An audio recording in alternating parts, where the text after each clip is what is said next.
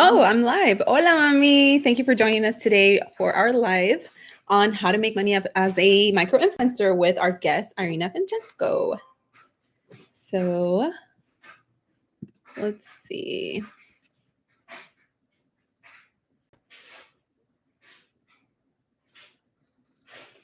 Hola, mami. Thank you for going live with us as we talk about how to become a micro influencer and make money, or actually how to make money being a micro influencer. And we're going to go live on Instagram as well.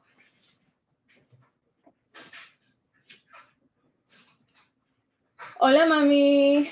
How are you today? I got my ponytail, my messy bun, and my cool mom shirt. But today you are here to learn how to make money as a micro influencer with our special guest, Iryna, who has over 6 years of experience as a influencer and also a YouTube star with a combined following of over 1 million followers. And she has so much knowledge to share with us today so that we can learn how to make money as a micro influencer. So I'm super excited to have her on and share with us. I believe hi. How are you?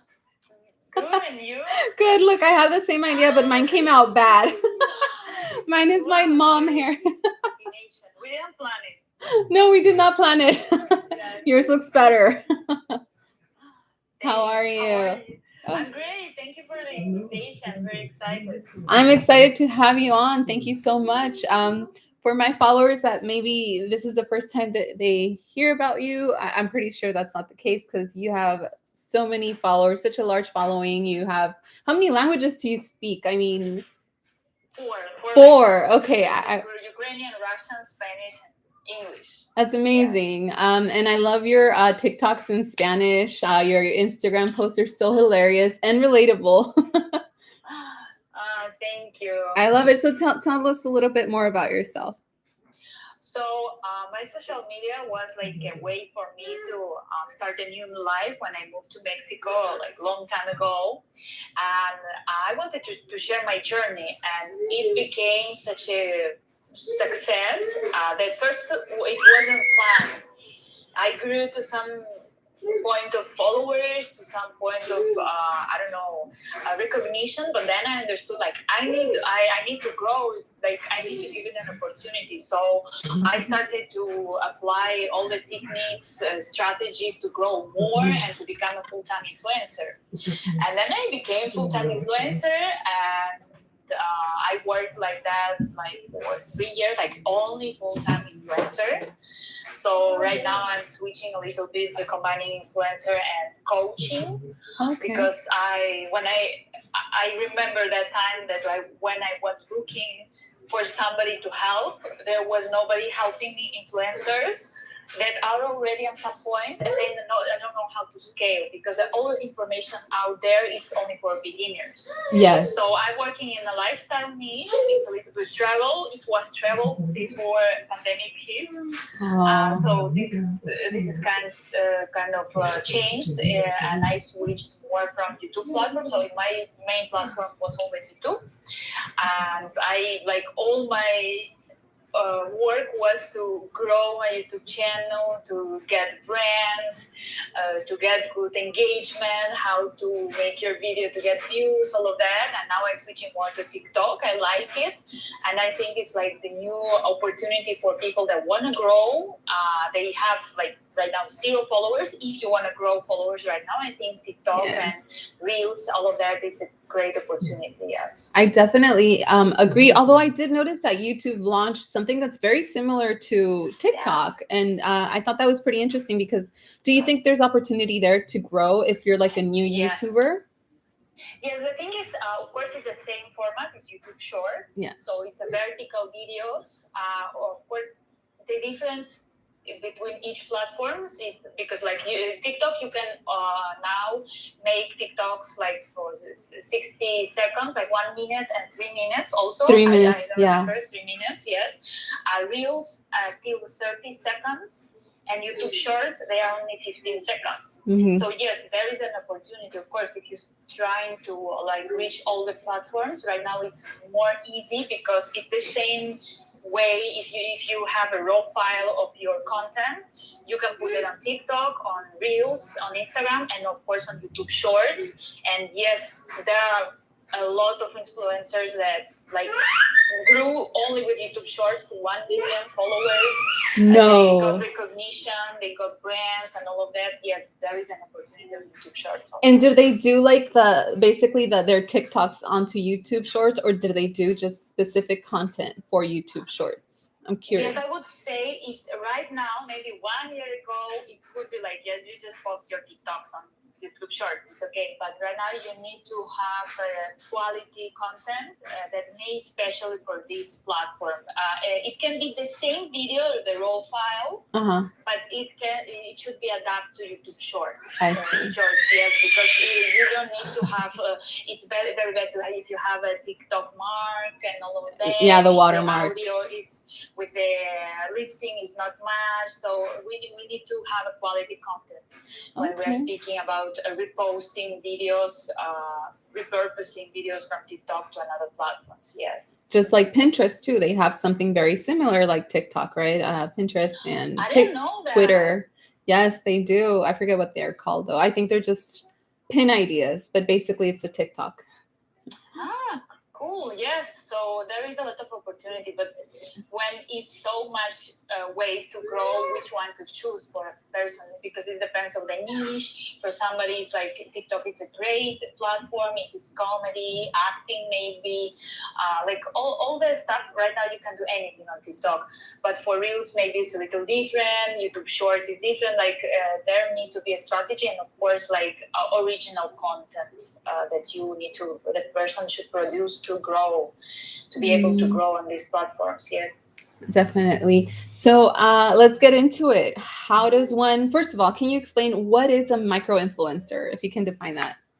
Well, there are different, if you Google it, there are different like quantity of followers that considered to be micro-influencers. Sometimes it's from 1,000 followers. Sometimes they say it's like from 5,000 followers. Sometimes people say it's 10,000. I would say like from 5,000, you are micro-influencer. If you start to, if you have consistent engagement on your platform, where it is maybe Instagram, YouTube, you already have maybe it's only 1,000 followers, but it's on YouTube, it's already a big audience. Because you are seeing that your video consistently getting this 100 views and maybe 5 comments, and you see this it's consistent, so yes, you are a micro-influencer. You can start to do something with that. Okay. Yes, I would say like the number is not important. For Instagram, it's 5,000, I would say. But sometimes I research and I see micro-influencers, and sometimes I see there are fake followers there. So you never know if it's real, if it's not real. It depends on the niche and if it's organic or not. I see. So then let's say there's a micro-influencer. She has 10,000 followers on Instagram, or he. This micro-influencer, what is the next step to have this person actually make money off of being a micro-influencer? So, of course, you can make money as a micro-influencer, and especially if you are in the niche if you are followers that have the capacity to buy, for example, fashion. Mm-hmm. You can put affiliate links. You can put work with brands, even though sometimes what is the problem is brands, they don't want to pay micro-influencers. They just want to use them to traffic. They just make stories, make posts, make reels, and we just give you a product. and you can get from us the exposure. What is happening that a lot of micro influencers accepting this, Yes. and that's why brands, they don't want to pay small influencers, micro influencers in this case. So my strategy would say, like, you can, of course, you can monetize your following. Maybe you can launch your own brand. You can get another micro influencers or even big influencers to help you to promote your brand. You can create your brand, but if you only want to be an influencer, you should grow. You should still keep growing. This is a problem, because when you stuck in the same number of followers, there need to be some actions the person should do to be able to get more exposure and get their exponential growth, because maybe it's another platform. Maybe if I don't know, a lot of micro influencers are on Instagram.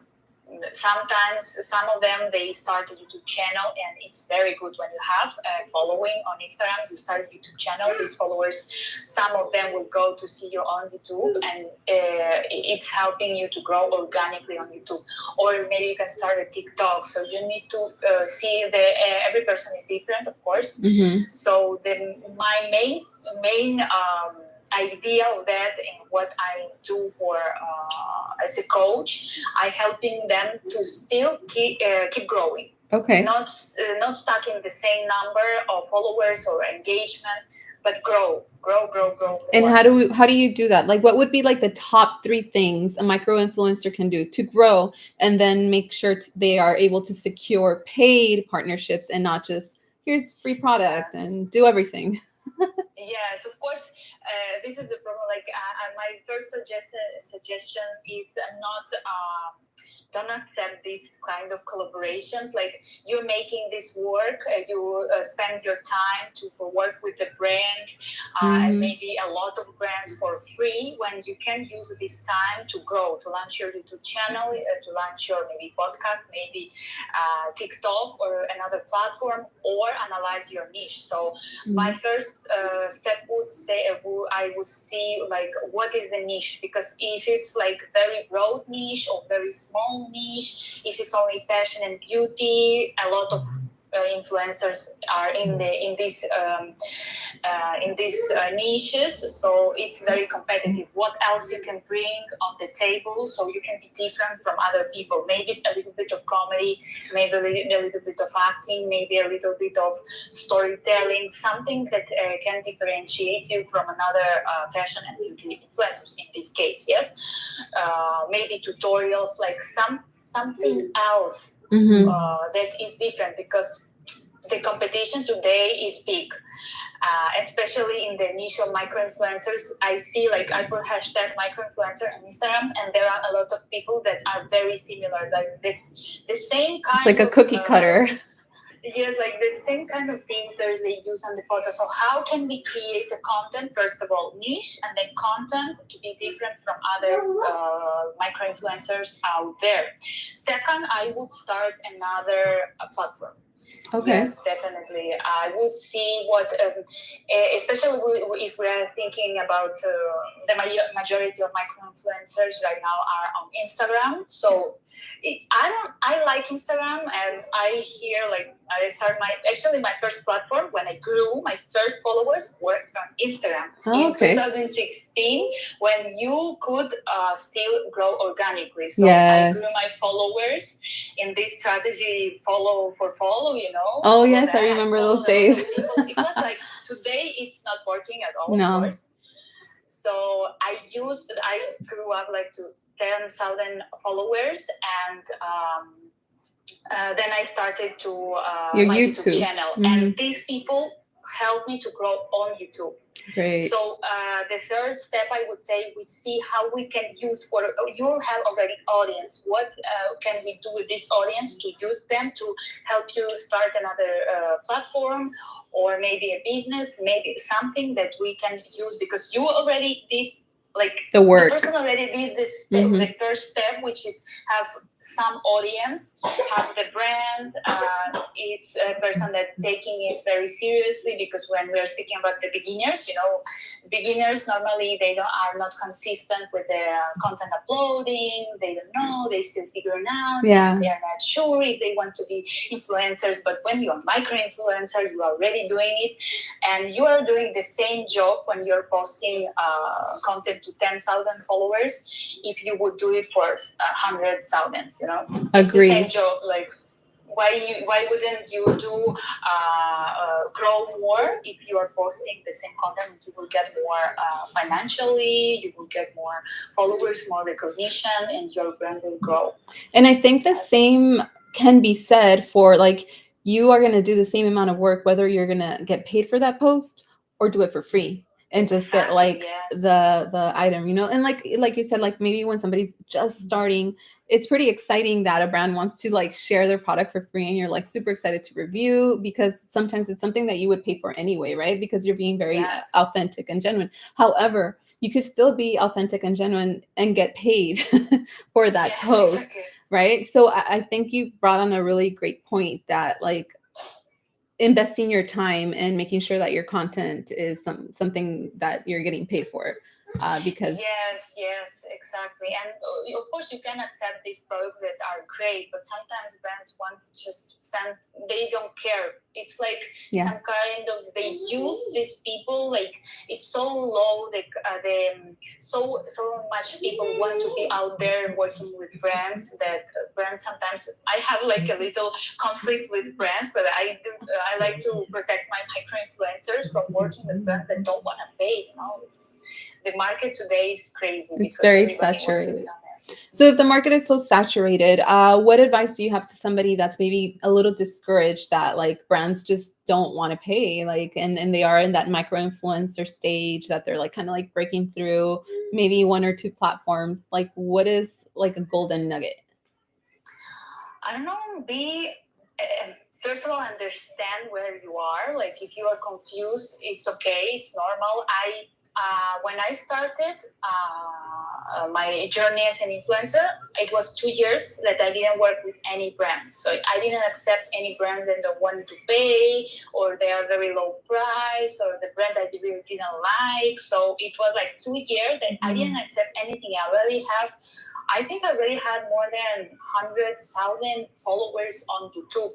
Oh, wow. And I still didn't get like cool brands that I really wanted to grow, or they were paying very bad, So of course my niche, my channel is in Spanish, so it's a little bit different. But when we're speaking in English, if you have 10,000 followers on YouTube, you already can monetize it with brand deals. Mm-hmm. So I think you need to be aware where you are right now, like understand, okay, I'm right now in this situation, what are we going to do? Like, if I will be like that, and I will accept for free, but I will need to understand there are more opportunities out there. So it's like, understand what do you want, if you want to grow or if not, because sometimes people accept, they don't dream about more, they don't understand they can't be macro influencers. Like, I'm micro influencers and it's okay. Mm-hmm. But if you became micro influencer, why wouldn't you become a macro influencer? Like, it's also possible. Okay. So then what's considered a macro influencer, and what does it entail? Like, what's different? Micro influencers, I think they count it more like from sometimes I read different information. Yes, 10,000 followers and more, maybe 50,000 followers. So okay. Or more, 100,000. Why you? Yes, 100,000 followers and more. So it depends, of course, on the platform. Yes, because the monetization also depends on the platform. Because on YouTube you can charge more. You can have 10,000 followers and charge more than you would charge on Instagram with the same amount of followers. Yes. Oh, wow. Okay. Like, what percentage difference do you know, or? Only because the YouTube videos are more difficult to create. So that's why it's a video content, and then followers have more value, and depends, of course, on the niche. So if you yes, we should see like the niche. If it's like technology or something that have very high ticket, the products are the cost of the products are higher. Yeah, You can charge more. I see. Yes, but YouTube is charging a lot more because it's only video. Instagram, it's very fast. It's like a magazine. If you put picture and it's but next day this picture will disappear because the feed is In always hours. every day. Yeah, so every hour actually. Yes, so it's more like. Instagram is less because it's less time your ad is out there showing to the people. And with that in mind, would TikTok be even less? Yes, it's a very good question because TikTok is a video also, but it's very short. And of course, the live that have out there, TikTok is also short. Yeah. I don't have so much experience because I personally didn't have any ads. No, I had one. Yes, I worked with a brand, so we put the TikTok out. I think still for the brands it's very like they don't respect so much TikTok still, but I see the potential because thanks to TikTok you can grow other platforms. Yes. And definitely in US you can charge a lot of money for TikToks. Yes. Okay. Because it's a video and you can charge. Yes. So then it is a good idea to invest a little bit of time and maybe starting an account with TikTok and. Yes, it's like it's another. I think it's like a little revolution. I would say when Snapchat launched their app, Yes. like the stories, all of that, we didn't understand it, and then stories are everywhere. Like we have on Instagram stories. Yes. On YouTube, you have stories. Even on Twitter, you have stories. Like it's crazy. Yes, Twitter too.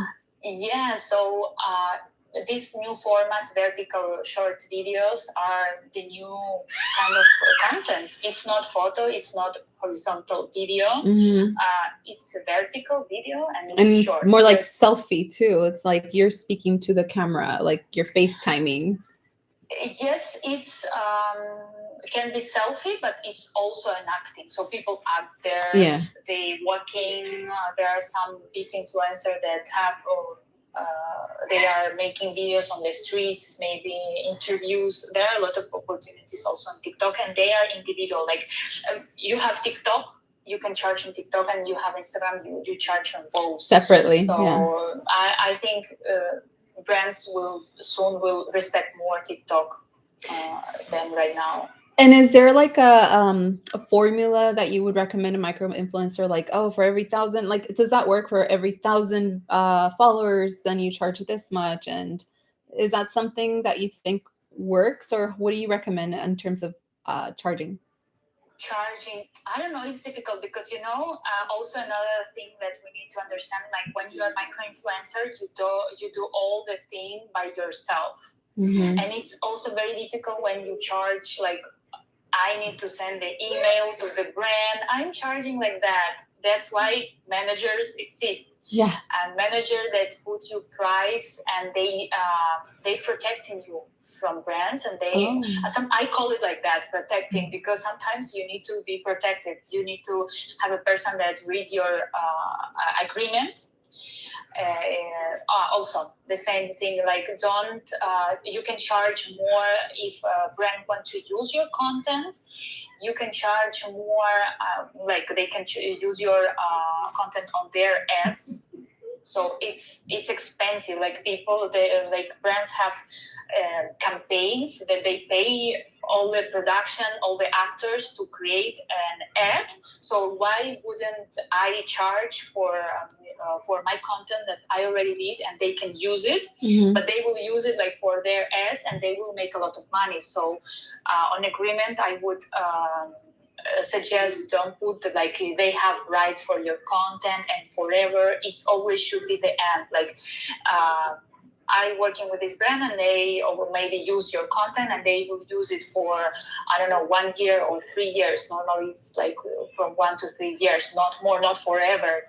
No, don't put that, never, like, because they will use it forever, your image there, and you sometimes you cannot work with another companies because the company will, like the competition will find out that you work with this company. So wow. that's why when you're a micro-influencer, you still don't have this knowledge and also like access and money to pay to the professionals that they do this work professionally. So I can't say how much to charge because it's not my job as an influencer. I have a person that answering my emails, and then we like my husband have a company and they have a person that answering my emails, so they can charge, and it's based on the brand. If it's a big brand, it's sometimes difficult because sometimes big brands, they don't want to pay. Yeah. And I heard that they want to use it, like, the leverage of their brand. Yes, it's because you can do it one time, but don't expect them to do that. They next time they will pay you because if they do it forever. Yes. Oh, wow. I also thought at first, like, I will do this, like I will charge lower and they will accept, and the next time they will pay. No, it's not. No, they always want cheap prices.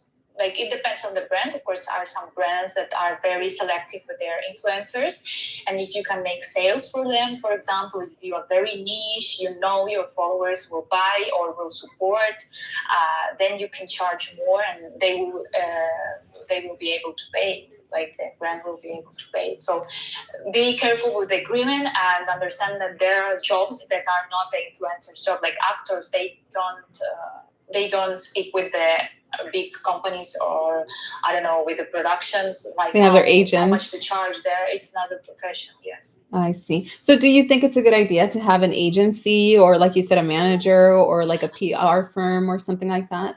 Yes. Or at what point?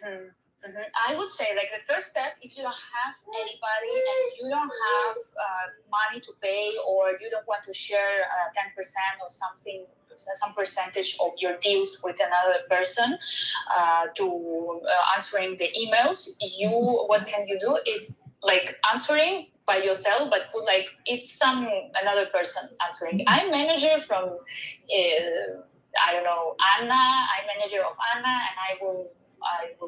Oh, okay. Yes. So that you look more professional. Else, yes. Oh. And you will feel more professional because you don't.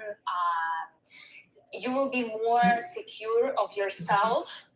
That you can charge more, because when influencers starting charge, they always lower their prices. Always.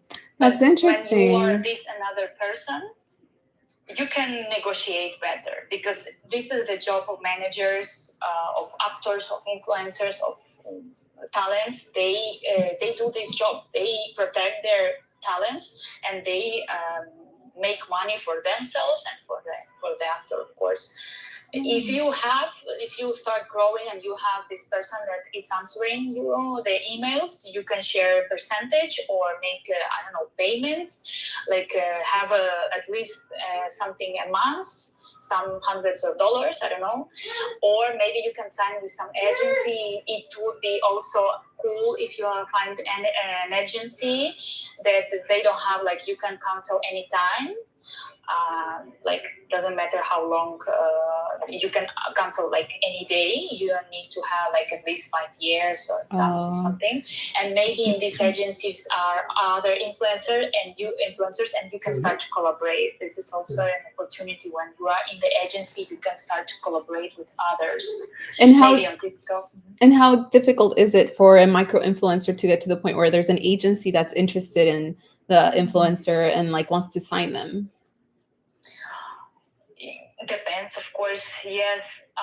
So I see right now, like, there are a lot of agencies out there, like a lot, and they have influencers, big, small. If we're speaking on TikTok, I think at least 500,000, because TikTok is different platform. You can grow like very quickly, and the followers, of course, they have less.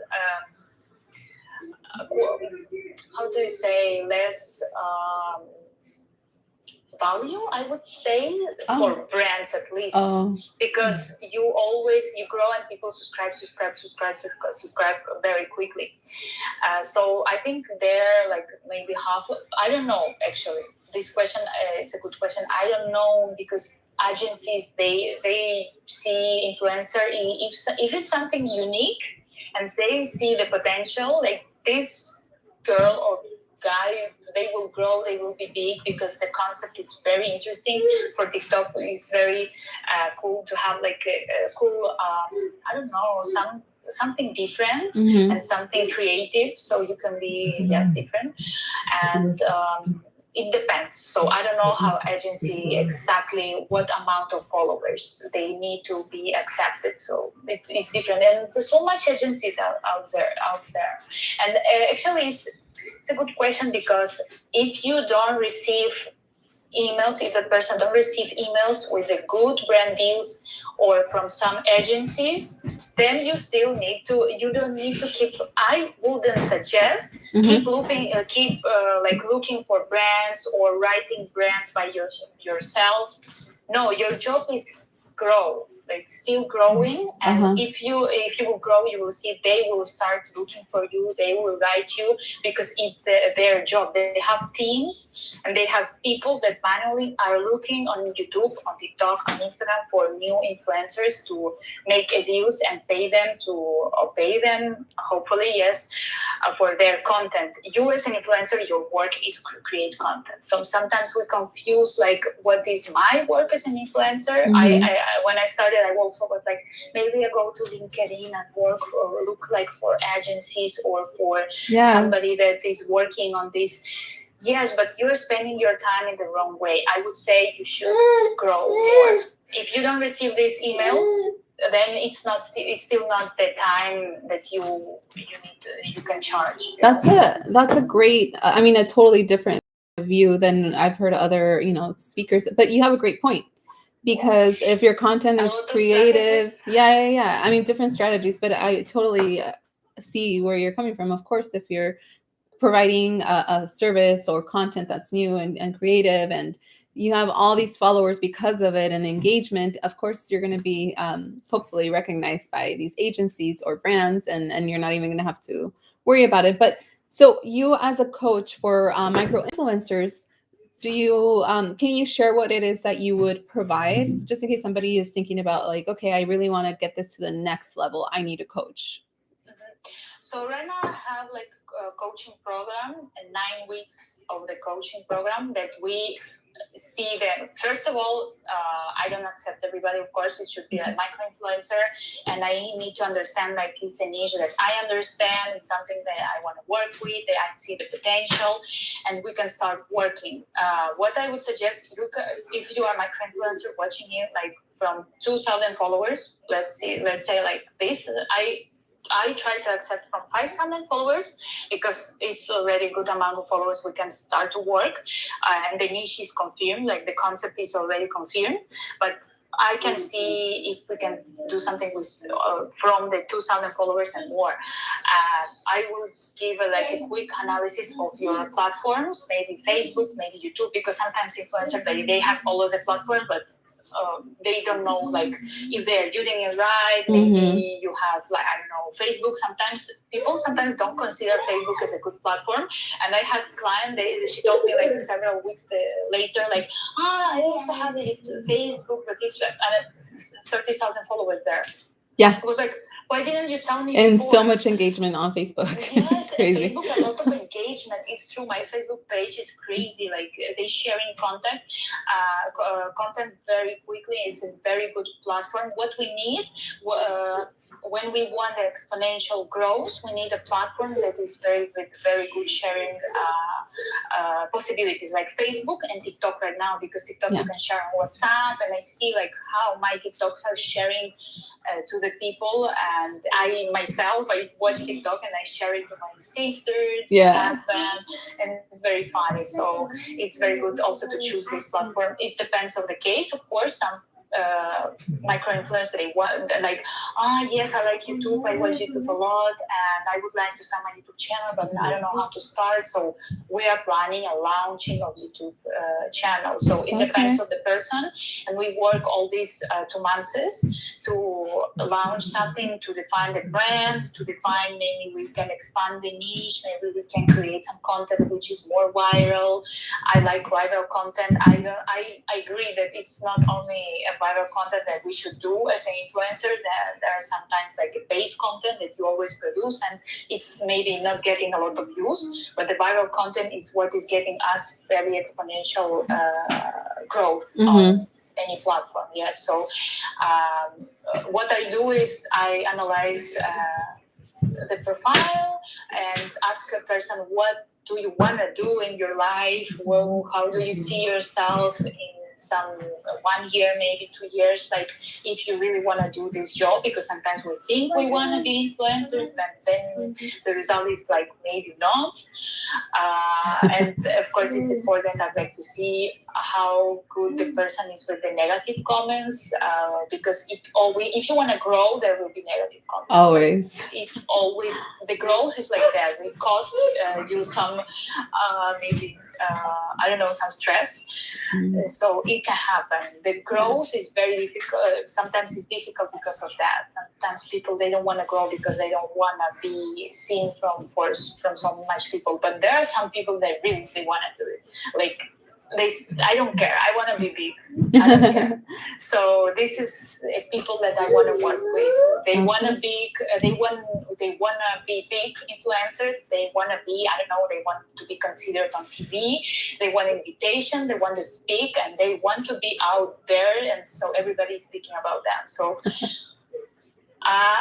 Yes, I analyze the platforms, the niche, what are the plans of this person in the future, and I see what can we do. I propose, and we decide if we want to work together or not. Yes.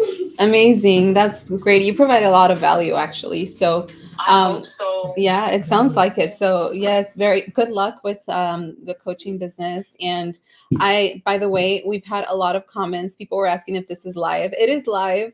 Yes, people love you. You have big fans. People are saying we love you. Thank you, los amo. See, and I did notice that there's a lot of people in Spanish. They wanted you to speak Spanish, so maybe we need to do another one in Spanish. Maybe yes. I think we have a lot of Spanish-speaking followers. I have 50-50, so I'm imagining you do too. But you have a lot of following. So thanks everyone that connected. Iryna, thank you for your time and for sharing all this valuable information. And where can somebody find you if they need more info aside from your Instagram? Yes, they can write to my Instagram private messages, Iryna_ I don't remember how is it in English. _. _Fedchenko, Iryna _Fedchenko, or on my profile. It's better actually on my profile. You can see my email, and you can email me right now. I'm working like that, so I'm out there on any platform, and everywhere you can find my email. And so I will wait for emails, and there we can see what we can do together, if we are a great fit or not. And yes, of course. Well, thank you so much, Iryna. I really appreciate it. Mucho gusto. Thank Cuídate. you. Bye. Thanks, everyone. Linda noche. Bye. Bye. Bye. And bye to my TikTok. Thank you. Oh, and bye to my YouTube. Thank you.